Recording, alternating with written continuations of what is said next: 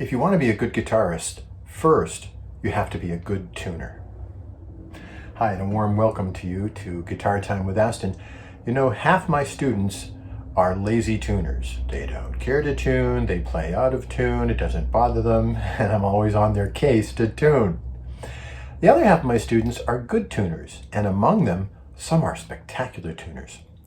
Two of the best tuners I know are children. One of them is 8 years old, has been tuning since she was 5. Another one is currently 6 years old.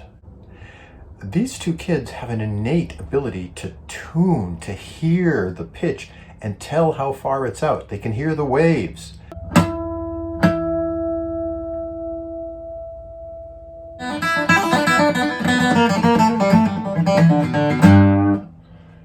Hello. The tuning can be tedious and time-consuming, but it doesn't need to be either one. You just need to do it faithfully. Every time you pick up the guitar, check the tuning. And if something's out, fix it. If it isn't good for you, you can just go on. But the guitar goes out of tune by itself.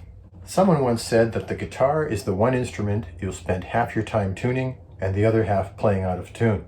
And while that might be a little unfair, I think every guitarist, every seasoned guitarist at least, knows why it's true. So always being after your tuning is just a wonderful habit to have as a guitarist. Every time you pick up your guitar, check your tuning.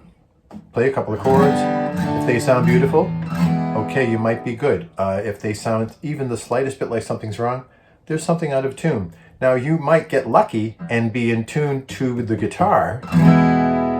You know, you pick it up after a week and you play it, and it's in gorgeous tune, it sounds great. Then you go and try to play with a record and you realize you've gone horribly flat, just all 6 strings doing it together. More often than not, one or another or 2 or 3 strings will go out of tune, and if even one string is even the tiniest bit out of tune, that's unacceptable. So here's some tuning tips to help you become a better tuner. Tip number 1, check your tuning every time you pick up the guitar. If you tuned earlier in the day, you might still be in tune and you don't need to tune again, great, go on and have fun. But I mean, to take a session or even working on one song at a rehearsal or whatever, you know, you tune before you start working on it, and then 10, 15 minutes later, you go check on the tuner, you're way out. A lot of people say, oh, I tuned yesterday. Gee, I tuned yesterday. You know, they don't understand what happens. Well, what happens is the guitar is made of wood, and your home, your environment, has a heating and cooling system or one or the other or both. And invariably at every time of year, the guitar is subjected to changes in the temperature and changes in the humidity level.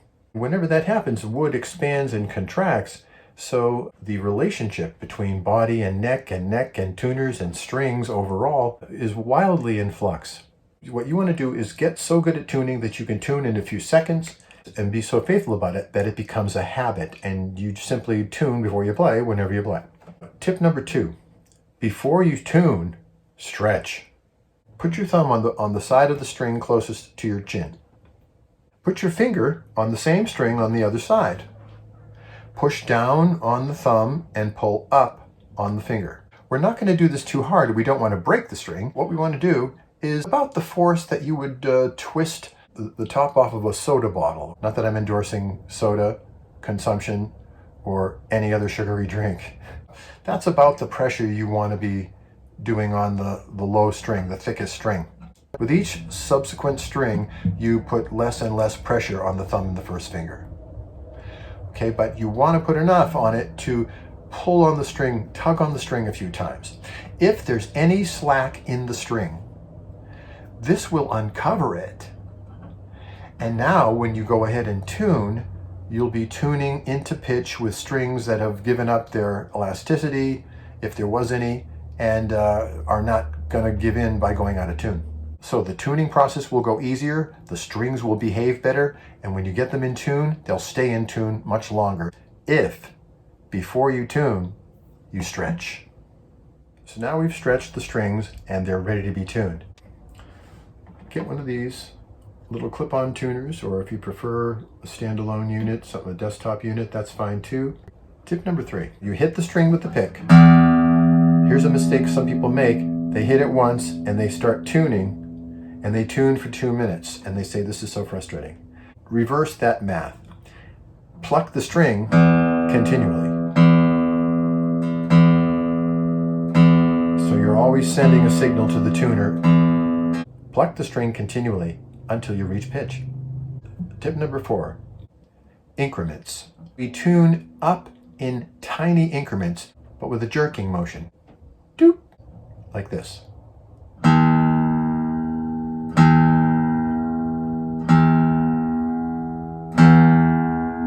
If you're grotesquely out of tune, far out of tune, then sure, you're going to have to give it some good smooth turns to catch up. But as you near pitch, reduce your turning to just tiny increments like that, and use a jerking motion with the hand like this to accomplish those little increments. When you get almost in pitch, that last jerking motion, boop, and you're locked right in. Tip number 5, if you're getting so close and that last increment throws you over the top, by just a little, it's time for the old down and up. The old down and up. So we've accidentally shot past the note we're trying to tune to. And rather than go through the whole rigmarole again, we just try the old down and up. A quick down and up. And make the up a little less than the down. That'll put you right back to either perfect pitch or just below pitch, and you can quickly fix it. Tip number 6. Did you ever wonder why they called it tuning up? Well, for the guitar and other stringed instruments at least, this could be why. The string is flat, tune up. If the string is sharp, tune down below pitch and then tune up.